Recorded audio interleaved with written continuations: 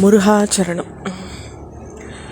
எப்படி நம்ம போன ஆடியோவில் உற்பத்தி காண்டத்தில் பார்த்துன்னு வந்தோம் கந்தபுராணத்தில்.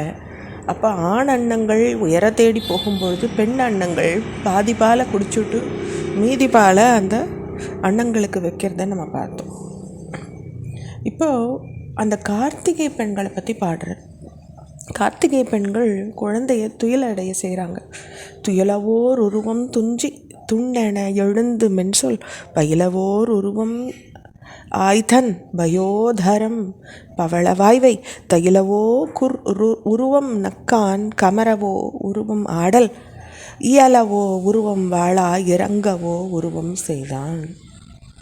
அப்போ எப்படி சுவாமியினுடைய 6 உருவங்கள் என்னெல்லாம் பண்ணுறதுன்றத வர்ணிக்கிறார். ஒரு உருவம் துயில்ன்றிருக்கு, ஒரு உருவம் விரைஞ்சி எழுந்து ஒரு இனிய சொல்லு பழகிறது, ஒரு உருவம் தாயின் தனத்தை பவளவாயில் வச்சு பால் குடிக்கிறது, ஒரு உருவம் புன்முறுவல் பண்ணிண்டு அமர்ந்துன்றிருக்கு, ஒரு உருவம் விளையாடுறது, ஒரு உருவம் சும்மா இருந்து அழுதுன்றிருக்குன்னு பாடுறார் இங்கே. அதே மாதிரி அடுத்த பாடல் பாடும்பொழுது ஓரொரு தவழமெல்ல ஓரொரு தளர்ந்து செல்ல ஓரொரு நிற்றல் செல்ல தொய்யென எழுந்து விழ ஓரொரு இருக்க பொய்கை ஓரொரு உழக்கி சூழ ஓரொரு தாய்க்கண் வைக ஒருவனே புரிதலுற்றான்.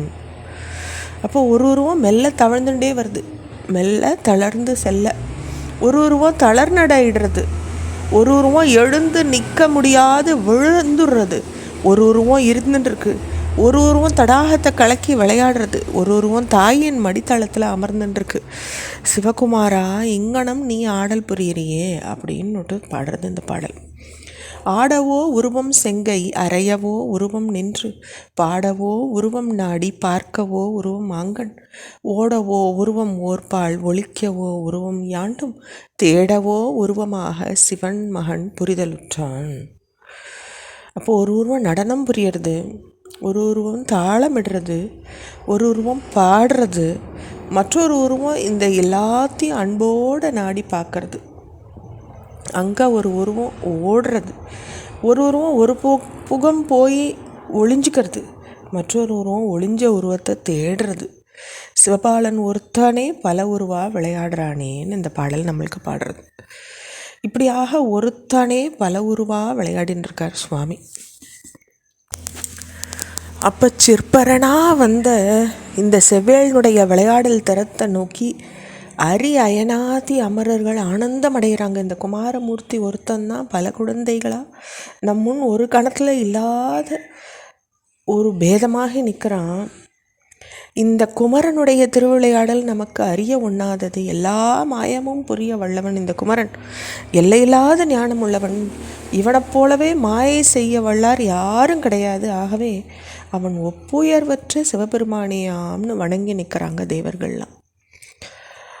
சேயி இவன் ஒருவனே பல் சிராவுரு கொண்டு நம்முன் ஏயனும் அளவை தன்னில் எண்ணில் பேதத்தனாகும் ஆயின குமரனாடல் அறிவறி தெமக்கும் எல்லா மாயமும் இயற்றவல்லான் வரம்பிலா அறிவன் மாதோ.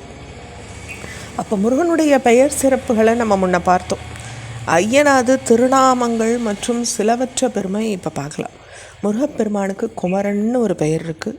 குமாரன்ற சொல்லுக்கு 3 பொருள் இருக்கிறதா சொல்லப்பட்டிருக்கு.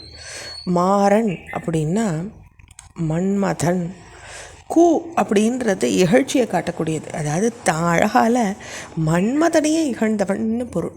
அதாவது மன்மதன் தான் அழகில் பெரியவன்னு பேர், ஆனால் மன்மதனே நாணக்கூடிய அழகு இந்த குமாரன் மாறனுக்கு இருக்குது. அதே மாதிரி கூன்னாக்கா உலகம், மா அப்படின்னா திருமகளை குறிக்கக்கூடிய வார்த்தை, ர அப்படின்னா தர்றவன், உலகத்தில் செல்வம் பலவும் தரக்கூடியவன் குமாரன்றது 2வது பொருளாகுது. குமாரன் குமரன் அப்படின்னு சொற்பொருளை தரக்கூடியது, அதாவது அழிவில்லாத இளமையுடையவன், என்னைக்கும் இளையவனாக விளங்கக்கூடியவன் பொருளாகுது.